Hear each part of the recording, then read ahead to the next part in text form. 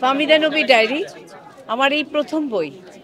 আগে কখনো বই বের হয়নি, এই প্রথমবার 2025-এ এসে আমি লিখতে লিখতে যখন পাঠকরা আমাকে বলতে শুরু করলো একটা বই, একটা হার্ড কপি বাসায় রাখতে চাই, তখন আসলে শব্দশিল্প আমাকে বললো যে বইটা বের করতে। তখন আপনি তো আমরা জানি যে আপনি গানের মানুষ, গান থেকে আসলে বই লেখার মানে প্রেরণাটা কোথায় থেকে আসে?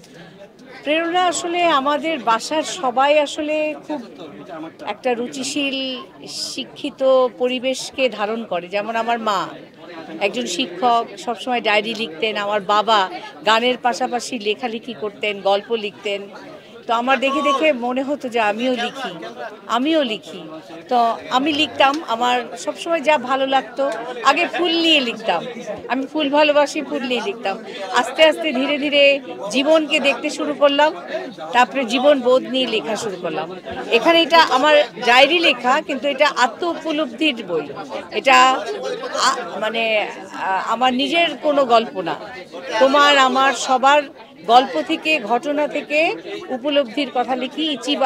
ইতিবাচকতায় পথ চলতে আমি আসলে এই বইটা। কোনো একটা ঘটনা দেখলাম যেটা মনে হলো যে একটা সমস্যা, তো সেটার একটা সমাধান খুঁজতে আমি ছোট্ট একটা ঘটনাকে নিলাম, চিন্তা করে সেটাকে নিয়ে লিখলাম, যেটার একটা সমাধান কিভাবে খোঁজা যায়।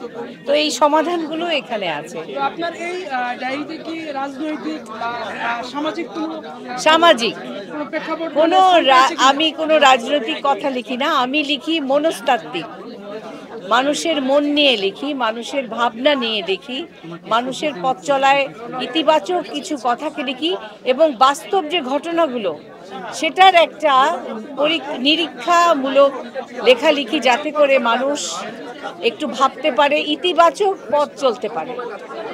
নেতিবাচকতার কোনো জায়গা নাই আমার কাছে। আসলে এই বইয়ের মাধ্যমে আসলে সমাজকে আপনি কি ধরনের মেসেজ দিতে চাচ্ছেন? আমি সমাজকে সবসময় একটা বলতে চাই, আমার সব কথার শেষে লেখা থাকে, দিন শেষে ভালোর ভালো হয়, মন্দের মন্দ হয়।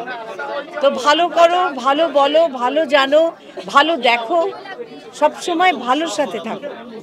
মানুষ ভালো থাকতে চাইলে সে পারে, ভালো থাকতে পারে। এটাই সমাজে যেন প্রত্যেকটা মানুষ খুব অল্পতে চলতে পারে, সমাজকে সুন্দর করে নিজের পারিবারিক শিক্ষায় নিজেকে মেলে ধরতে পারে, সেটা আমার চিন্তার জায়গা। বাংলাদেশের মানুষ তো আপনাকে একজন সঙ্গীত শিল্পী হিসাবে আপনাকে চিনেছে, তো এখন আপনাকে একজন কবি হিসেবে আমি কবিতা লিখি না, কবিতার মতো করে লিখি, আত্ম উপলব্ধি।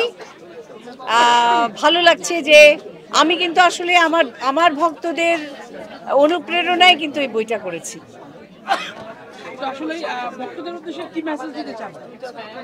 সবাই ভালো থাকো, সবাই সুন্দর করে চলো, অস্থিরতায় কোনোদিন কোনো কিছু পাওয়া যায় না, স্থির হও, শান্ত হও। তো আপনি যেহেতু আত্ম উপলব্ধি থেকে বইটি লিখেছেন, আসলে জীবন নিয়ে আপনার কাছে একটু জানতে চাই, জীবন নিয়ে আসলে আপনার কাছে ব্যাখ্যাটা কি? দেখো, জীবনের 3টা অংশ আছে। খুব স্বস্তিতে থাকার জন্য কষ্টের মধ্যেই স্বস্তিতে ভালো থাকার চেষ্টা করো, অল্পে চলো, এবং সমস্যার সমাধানে ইতিবাচক পথ খুঁজতে চেষ্টা করো, নিজেকে খোঁজো এবং নিজেকে ভালোবাসো, এবং সবার সাথে মিলে সুন্দর সমাজ গঠনে ভূমিকা রাখো। আসলে আপনি যে বললেন নিজেকে খোঁজো, আসলে কিসের মাধ্যমে আসলে নিজের সন্ধান পাওয়া যায় আপনি মনে করেন? নিজেকে খোঁজার, তুমি যদি নিজেকে খুঁজতে চাও, অনেক পড়াশোনা করো, নিজে কাজ করো, ভালো থাকো, ভালো উপদেশ দাও, ভালো মতো সুন্দর করে সমাজে একটা ভূমিকা রাখো, তাহলে তুমি নিজেকে খুঁজে পাবে আসলে তুমি কি চাও। কারণ মানুষ স্বপ্ন ছাড়া কি ভালো কিছু করতে পারে? স্বপ্ন দেখবে এবং সেই পথে নিজেকে খুঁজে পথ চলবে। তো আগামীতে আপনার আরো কোনো বই আসবে কিনা? এখানে অল্প কয়েকটা লেখা আছে, আরো লেখা আসবে, তো নেক্সট ইয়ারে নেক্সট যে আপনার বইগুলো আসবে, আসলে সেগুলো আসলে কোন টাইপের উপরে আপনি লিখবেন বলে? না, আমি আসলে আত্ম উপলব্ধি নিয়ে লিখছি, এবং আমি আসলে গল্পও লিখি, হয়তো গল্প আসতে পারে, কোনো গল্প আসতে পারে। তো আসলে আপনার এই বইটি, একটু মনস্তাত্ত্বিক, সবকিছু একটু মনস্তাত্ত্বিক। তো আপনার এই বইটি মানে কোথায় পাওয়া যাবে দর্শকদের উদ্দেশ্যে একটু বলে দেন। বললাম তো, দর্শক আর আমি পাঠকদেরকে বলবো বইটা পড়বেন, বইটা পড়বেন। বইটা পড়লে অনেক কিছুর সমাধান আমার মনে হয় পাওয়া যাবে। খুব সহজ ভাষায় লেখা, তোমার কথা, আমার কথা, আপনার কথা, সবার কথা নিয়ে আসলে এই বইটা। দর্শকদের উদ্দেশ্যে একটু বলে দিবেন যে বইমেলায় আসলে কোথায় থেকে আপনার এই বইটি সংগ্রহ করা ও শব্দ শিল্প স্টলের 346, 47, 48, 49 এই স্টল, শব্দ শিল্পের স্টলে আমার এই বইটা পাবে।